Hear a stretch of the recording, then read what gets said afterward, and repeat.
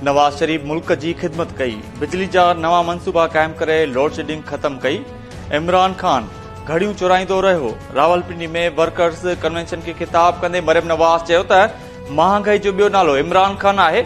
महांगाई ऐं इमरान खान खे मुल्क मां ॿाहिरि कढी छॾींदासीं। मुल्क खे महांगाई जे दुबड़ में धिकींदड़ पाण ज़मान पार्क जे बनकर में लिखी तमाशो पियो ॾिसे। बनी गाला ऐं ज़मान पार्क जे मईशत ठीकु आहे, मुल्की मईशत जो बेड़ो गर्क थी वियो आहे।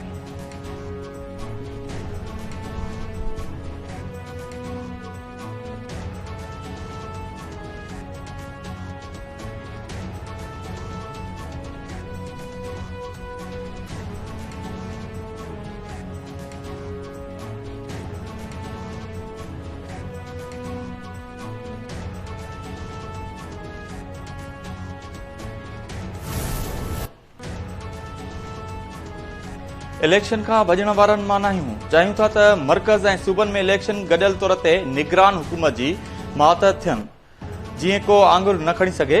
रावलपिंडी में जलसे खे खिताब कंदे राना सनाउल्ला चयो त हाणे सूबनि में ऐं 3 महीननि बाद मर्कज़नि में इलेक्शन थींदी त इमरानी टोले खे इल्ज़ामनि जो मौक़ो मिलंदो। बनकर में लिखी वेठल इमरान खान जेल भरियो तहरीक जा ऐलान पियो करे। इमरान खान भली जेल भरियो तहरीक शुरू करे, खेसि अहिड़ो जवाब ॾींदासीं जो हमेशा लाइ यादि रहंदो।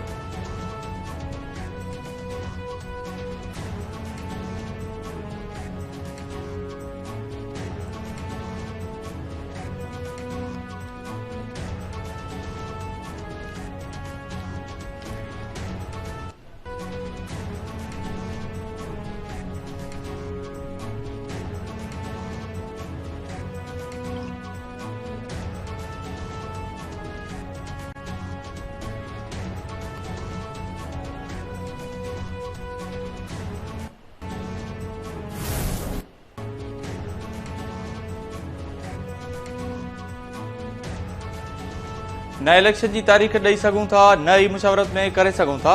इलेक्शन कमीशन पंजाब ऐं खैबर पख्तूनख्वा में चूंडू कराइण वारे मामले ते ऐवान सदर खे मुशावरत में शामिल करण खां इनकार करे छॾियो।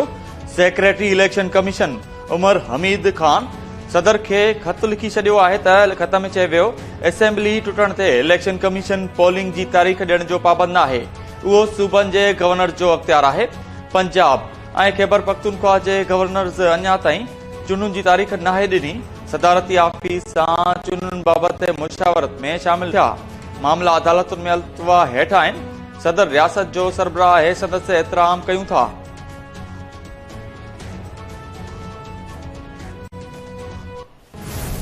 ये इमरान खान का मुकाबला नहीं कर सकते, उसको नाहल कराएं, जेल जाएं, नाहल कराएं, जैसे भी जो करना चाहें करके देख लें। ये मुल्क इनसे नहीं संभलेगा।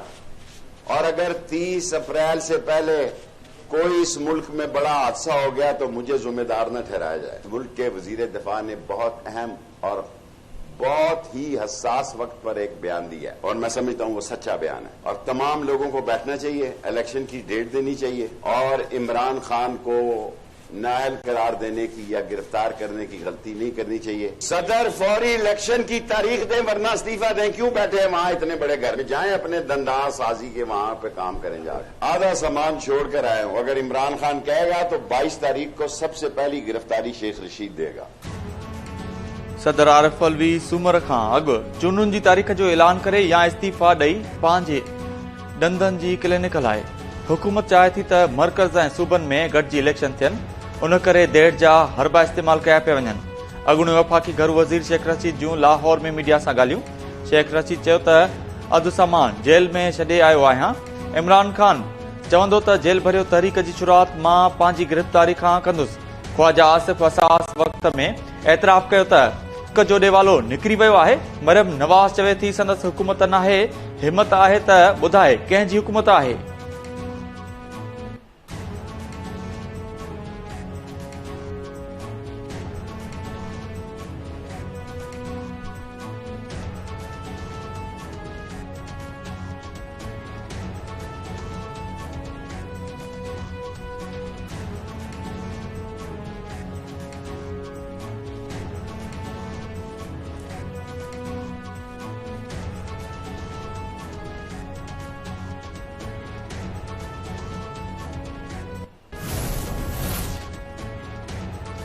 पीटीआई चेयरमैन इमरान खान पारां सुभाणे लाहौर हाई कोर्ट में पेश थियण जो फैसलो इमरान खान जी पॉलिटिकल सेक्रेटरी तस्दीक करे छॾी। पीटीआई अॻवान शिबली फराज इमरान खान जी पेशीअ लाइ इंतज़ामी जज खे दरख़्वास्त बि ॾेई छॾी। दरख़्वास्त गुज़ार मूजिबि हयाती खे ख़तरे सबबि इमरान खान जे सिक्योरिटी क्लियरेंस कराई वञे, जंहिं बाद हू पेश थींदो। लाहौर हाई कोर्ट हिफ़ाज़ती ज़मानत वारी दरख़्वास्त ते सही मुख़्तलिफ़ हुअण ते इमरान खान खे सूमर ॾींहुं पेश थियण जो हुकुम ॾिनो हो।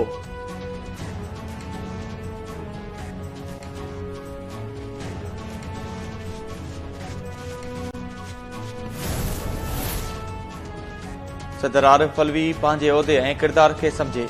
सदर आरिफ अलवी खे टाइगर फोर्स जे मेंबर तौर कम न करण जे सूबाई वज़ीर शर्जील इनाम मेमून जो सदर आरिफ अलवी जे बयान ते रद्द अमल। सोशल मीडिया ते बयान जारी कंदे शर्जील मेमून चयो त सदर पाक फौज जो सुप्रीम कमांडर आहे। बदकिस्मती सां सदर जो पुटु फौज खिलाफ़ मुहिम में मुलविस आहे। खेनि शर्म अचणु घुर्जे।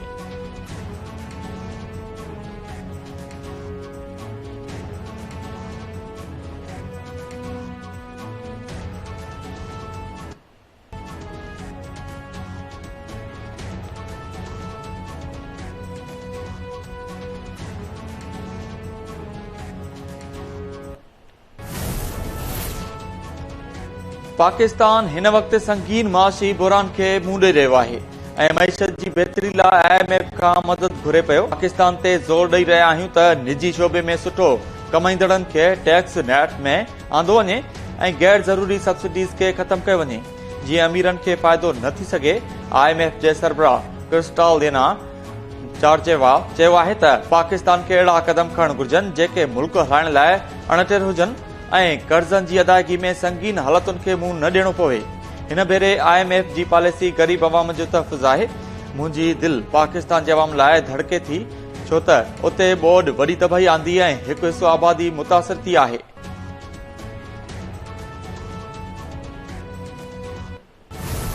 अगर हमें आज के सियासी निजाम में सलाहियत नजर आती, वो काबिलियत, ये वो अहलियत नजर आती मुल्क के मसाइल को हल करने की, तो हम उस प्लेटफॉर्म से बात कर लेते। आप सिर्फ ये नैब को ले लें, आज हुकूमत क्यों नहीं चलती, उसकी एक बुनियादी वजह नैब है। इंतखाबात, आईन कहता है इंतखाबात होने चाहिए और इंतखाबात होने चाहिए, इसमें कोई दो राय नहीं है। आपका आईन ये कहता है। अगर मुल्क के मसाइल कुछ ऐसे हैं कि इलेक्शन नहीं हो सकते, इसका फैसला अदालत में जाकर होगा। सियासी निज़ाम में उहा एहलियत नाहे जो मुल्की मसइला हल करे। अॻूणे वज़ीर आज़म शाहिद खाकान अब्बासी मुल्क जी मौजूदा मुआशी सूरताल जे ज़िम्मेवारनि जो तइन करण लाइ कमीशन जोड़ण जो मुतालबो करे छॾियो। कराची में मीडिया सां ॻाल्हाईंदे शाहिद खाकान अब्बासी चयो त हिक ॿिए खे जेल में रखण सां मुल्क जा मसइला हल न थींदा। कमीशन जोड़ी वञे, जेका फ़ैसिलो करे त मुल्क खे मौजूदा सूरताल ते पहुचाईंदड़ जो ज़िम्मेवार केरु आहे। मुस्तफ़ा नवाज़ खोखर जो चवणु आहे त दहशतगर्दी जी वधंदड़ लहर सियासी पार्टियुनि जी नाकामी आहे।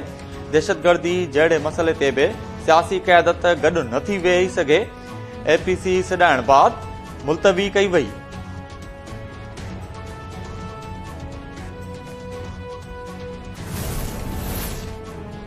परॾेही वज़ीर बिलावल भुट्टो ज़रदारी जूं म्यूंक सिक्योरिटी काउंसिल जे इजलास दौरान साइड लाइन ते अहम मुलाक़ातूं। बिलावल भुट्टो ज़रदारी सां उर्दन जे नायब वज़ीर आज़म ऐं परॾेही वज़ीर अयमन अल सफ़ेदी जी मुलाक़ात, ॿितरफ़ा लाॻापा ऐं आला सतही राब्ता वधाइण ते इतफ़ाक़। परॾेही वज़ीर फिनलैंड जे हममनसब सां बि मुलाक़ात कई। इस्लामाबाद में फिनलैंड जो सफ़ारतखानो ॿीहर खोलण जी आजा। परॾेही वज़ीर बिलावल भुट्टो सां माल्टा जे मुनसब बि मुलाक़ात करे मुख़्तलिफ़ मामलनि ते ॻाल्हियुनि जी ॾे वठि कई।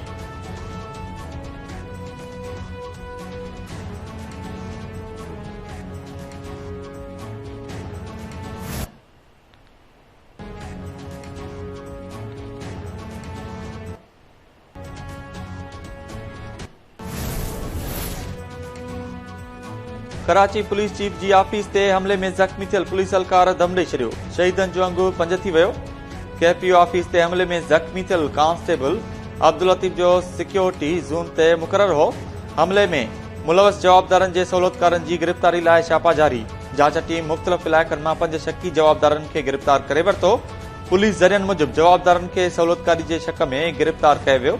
3 जवाबदारनि जा नाला जियो फेंसिंग में आया हुआ।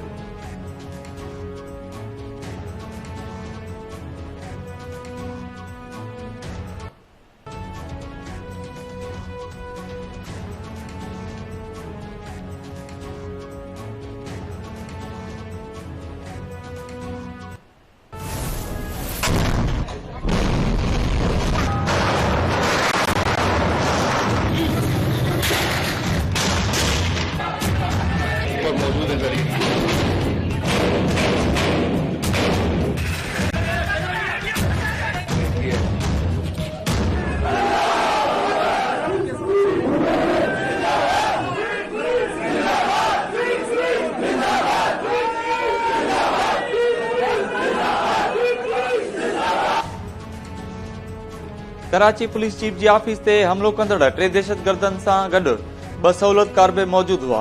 2 सहूलियतकार दहशतगर्दनि खे केपी ऑफिस ॾेखारण बाद फरार थी विया। केपी ऑफिस ते थियल हमले जी एफआईआर में इंकशाफ। कराची पुलिस ऑफिस ते हमले जो केस सरकार जी फरियाद ते सीटीडी थाणे ते दाख़िल कयो वियो। एफआईआर जे मतन मूजिब 3 दहशतगर्द फैमिली क्वार्टर्स जूं तारूं कटे कराची पुलिस ऑफिस में दाख़िल थिया। दहशतगर्दनि हैंड ग्रेनेड बि इस्तेमाल कया। एक दहशतगर्द चौथी माड़ ते जवाबी कार्रवाई में मारिजी वियो। 2 दहशतगर्द पाण खे धमाके सां उॾायो ऐं 3 दहशतगर्द खे मरह जी छत ते मारियो वियो। सोशल मीडिया ते पाबंदी मड़ियल तंज़ीम हमले जी ज़िम्मेवारी क़बूल कई। पुलिस हमले में मुलविस 2 सहूलियतकारनि जी ॻोल्हा शुरू करे छॾी।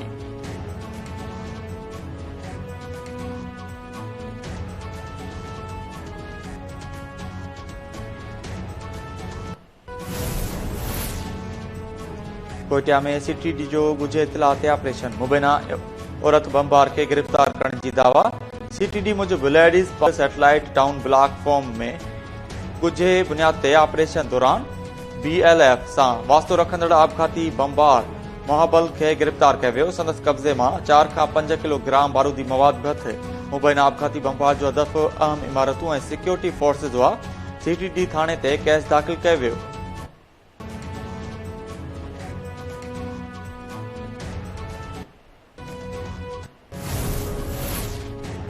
मीरपुर माथिलो में ॾोहारनि सां मुक़ाबले में शहीद थियल अलकार जी जनाज़े नमाज़ अदा कई वई। मड़ मिटी मां हवाले शहीद अलकार मुश्ताक गडाणी जे ॻोठ गुल बैग गडाणी में जनाज़े नमाज़ बाद मड़ अबाणी कब्रस्तान में मिटी मां हवाले कयो वियो।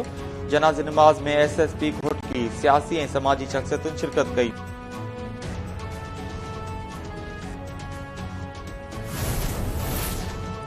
बख्शियापुर भरसां ॻोठ हैबत खान गोलो में गोला बिरादरी जी 2 धुरनि में पुराणी तकरार तां जहिड़ो हिकु पीटसन मारिजी वियो। धुरनि में जहिड़े दौरान लठियूं ऐं सरोटा लॻण सबबि 60 वरनि जो सोनू खान गोलो मारिजी वियो। सकरन में जवाबदार नवीद उमराणी पिस्टल जा फायर करे नसीर अहमद उमराणी खे क़त्ल करे छॾियो।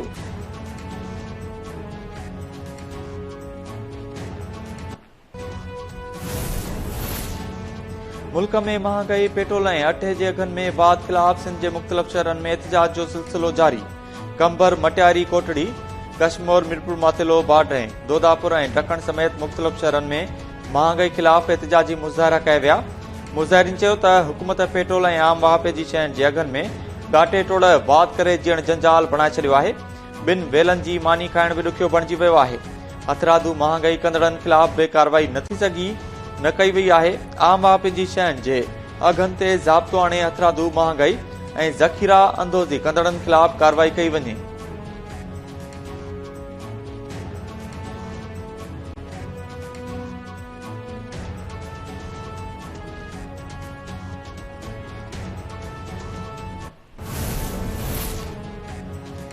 न्यू सईदाबाद भरसां ट्रालर जे टक्कर में मोटरसाइकिल जे टक्कर में नौजवान रेहान फौत। नीगर जख्मी पोती जो लाश अस्पताल मुंतकिल करे कानूनी कार्रवाई बाद वारसन हवाले।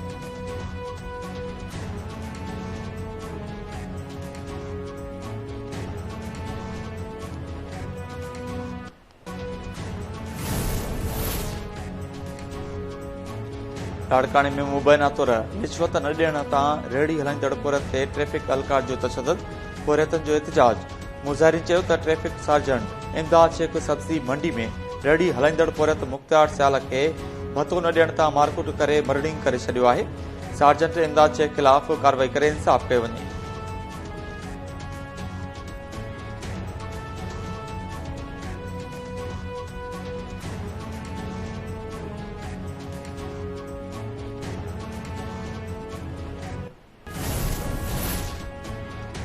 संयुक्त सिक्योरिटी कॉन्फ्रेंस के मौके ते अमेरिका ऐं चीन जे परॾेही वज़ीरनि विच में अहम मुलाक़ात।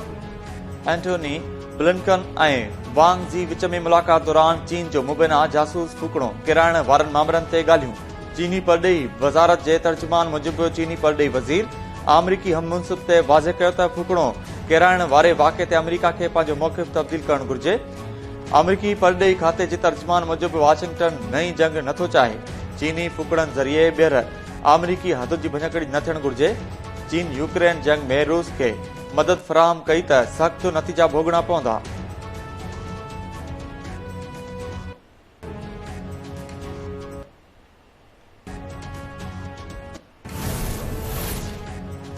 ऐं पाकिस्तान सुपर लीग जी 7हीं मैच में मुल्तान सुल्तान्स इस्लामाबाद यूनाइटेड खे 191 रन्स जो हदफ ॾेई छॾियो। मुल्तान पारां कप्तान मोहम्मद रिज़वान ऐं डेविड मिलर जूं 50, कैरोन पोलार्ड 32 रन्स ठाहे नॉट आउट रहियो।